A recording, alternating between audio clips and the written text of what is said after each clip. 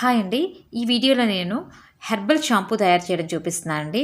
అయితే herbal shampoo అంటున్నాను అనుకుంటున్నారా? యెస్. తలస్నానానికి కుంకుడికాయ పులుసు అండి. మన అచ్చం తెలుగు భాషలో చెప్పాలి అంటే.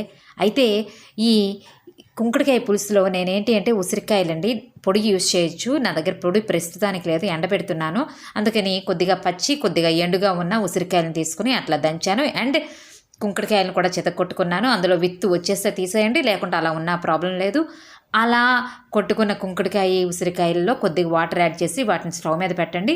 మంచిగా ఉడుకుతున్న టైంలో కొద్దిగా కరివేపాకులు ఒక 2 రెబ్బలు అండ్ ఒక 10 మందారాకులు తీసి కడిగి వేయండి. ఎందుకంటే పేనుబంక ఉంటుంది లేకుంటే.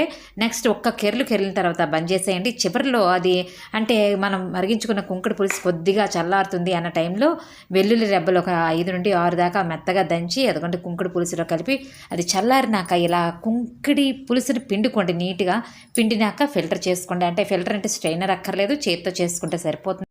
ఇలా మనం ఇంటి దగ్గర తయారు చేసుకున్న కుంకుడికాయ పులుసుతో వాడడం, తలస్నానం చేయటం ద్వారా ముడుకులు కింద దాకాను మీకు జుట్టు పెరిగిపోతుంది అని నేను చెప్పను కానండి.